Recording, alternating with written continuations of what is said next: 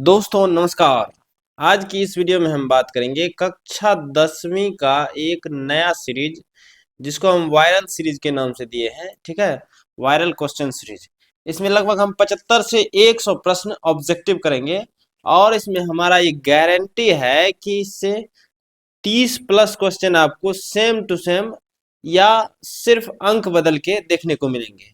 ठीक है, बिल्कुल कंसेप्ट पूरा सेम टू सेम मिलेगा। ठीक है, और आपसे बिल्कुल 30 प्लस सही तो निश्चित होगा।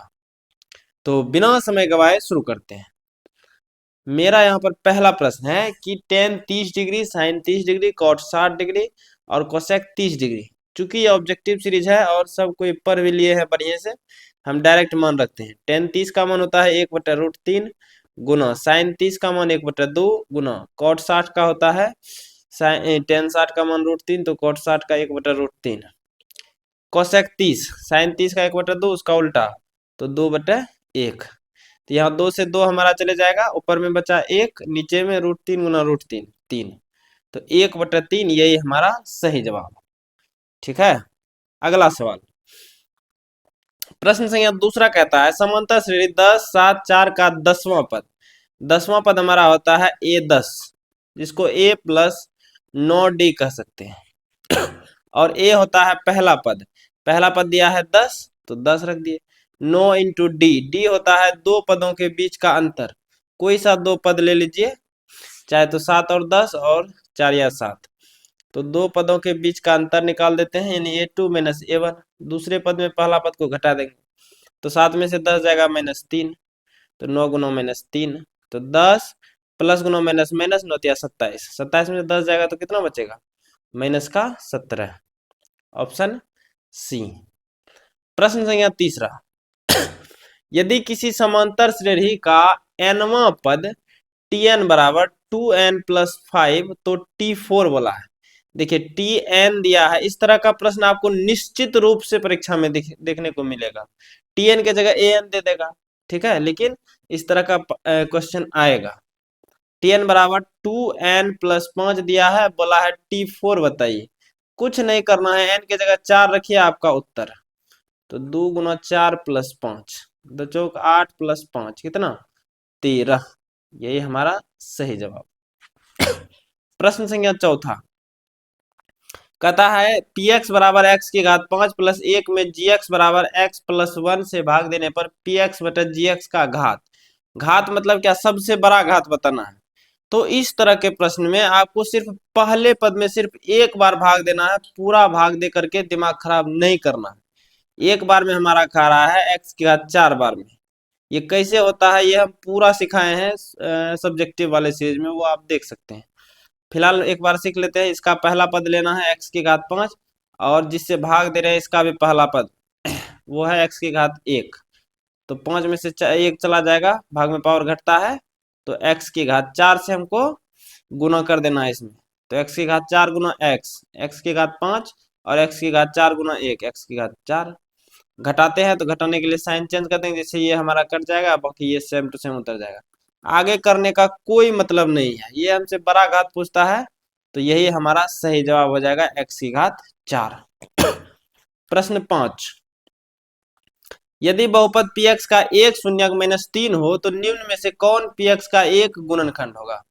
px का ये शून्यक दिया है, शून्यक मतलब x का मान, नहीं, शून्य का मतलब वही होता है x के पदों में बोला है तो x का वह मान जो दिए गए बहुपद, कोई बहुपद होगा उसको शून्य कर देगा, वही शून्यक होता है।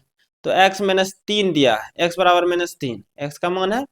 अब इसको इधर टपा लाइए तो x प्लस 3 बराबर 0 हो जाएगा, यही इसका गुणनखंड हो जाएगा x प्लस 3। प्रश्न संख्या 6। 2x - 5y बराबर 7 का एक हल है। हल मतलब क्या? x और y का मान ये इसमें रखने पर 7 हमको देगा।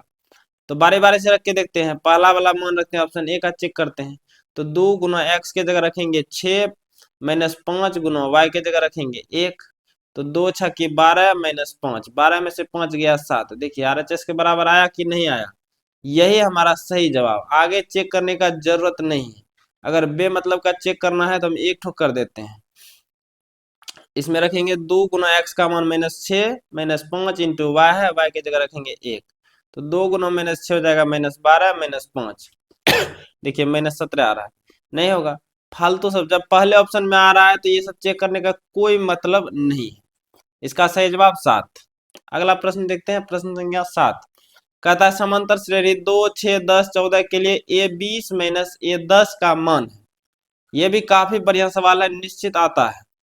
तो A20 - A10 पूछा है। हम यहाँ पर A पहले लिख लिए, पहला पद A होता है, 2 D होता है, 2 पदों का अंतर A2 - A1 या A3 - A2, किसी भी 2 पद में घटाव का चिन्ह करके निकाल लेंगे। तो 6 घटा 2 हमारा 4D हो गया।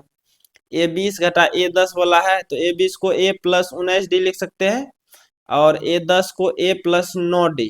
यहाँ पर कोष्ट लेना जरूरी होता है क्योंकि इसमें दो पद है अंदर में। तो यहाँ से हो जाएगा A + 19D minus Guna plus minus A minus Guna plus minus 9D। अब देखिए A से हमारा A कैंसिल हो गया, 19D में से 9D चले जाएगा तो बचेगा 10D और D का मान हम निकाले थे 4। तो 10 गुना 4 कितना 40, यही हमारा सही जवाब। प्रश्न देखते हैं 8 यदि दो समरूप त्रिभुजों के क्षेत्रफलों का अनुपात 49:81 है तो इसके संगत भुजाओं का अनुपात। तो ध्यान रखिएगा, अगर त्रिभुज वाला सवाल आएगा, सिर्फ त्रिभुज का बात कर रहे हैं, बाकी वृत्त का भी हम अलग में बात करेंगे। अगर त्रिभुज में क्षेत्रफल देकर के भुजा पूछे, क्षेत्रफल देकर के भुजा पूछेगा तो हम उसमें करेंगे वर्गमूल। क्या करेंगे? वर्गमूल। क्षेत्रफल देकर के अगर भुजा पूछेगा तो आपको सिर्फ वर्गमूल कर देना है, वही उत्तर। तो 49 का हो जाएगा 7 और 81 का हो जाएगा 9 वर्गमूल। अगर अगर हमको भुजा देकर के वर्गमूल पूछेगा तब करेंगे, भुजा देकर के अगर क्षेत्रफल पूछेगा तब वर्ग कर देंगे। अगला सवाल भी हम लिए इस तरह का, दो समरूप त्रिभुजों की संगत भुजाएं 4:5 के अनुपात में है। देखिए इस बार भुजा देकर के क्षेत्रफल पूछा है, पिछले सवाल में क्या था? क्षेत्रफल देकर के भुजा पूछा था। क्षेत्रफल देकर के अगर भुजा पूछेगा तो वर्गमूल, और भुजा देकर के क्षेत्रफल पूछेगा तो हम करेंगे वर्ग। क्या कर देंगे? वर्ग। 4 का वर्ग अनुपात 5 का वर्ग, 4 चौक 16, 25 25। कैसे होता है नहीं होता है ये भूल जाना है, अभी एग्जाम का टाइम है, सीधा सीधा समझिए। ठीक है, तो इसका सही जवाब ऑप्शन सी। प्रश्न संख्या 10, और ये हम आज 10 ही प्रश्न लिए हैं, कल हो सकता है 15 क्वेश्चन ले लें। ठीक है, तो tan square 30 degree plus cot square 60 degree. tan 30 का मान होता है 1/√3, स्क्वायर है तो स्क्वायर। cot 60 का भी मान हमारा होता है 1/√3, स्क्वायर है तो स्क्वायर। 1/√3, 1 का वर्ग 1, √3 का वर्ग 3, 1 का वर्ग 1, √3 का वर्ग 3। तो 3 3 का एलसीएम 3 हो जाएगा, 1 + 1 2/3। यही हमारा सही जवाब ऑप्शन बी। ठीक है, तो हम उम्मीद करते हैं कि आपको यह सब बिल्कुल बेहतर समझ में आ गया होगा। अगले वीडियो का इंतजार कीजिए और आज के लिए दीजिए मुझे इजाजत। अपना ख्याल रखें, बड़ों का सम्मान करें। जय हिंद, जय भारत।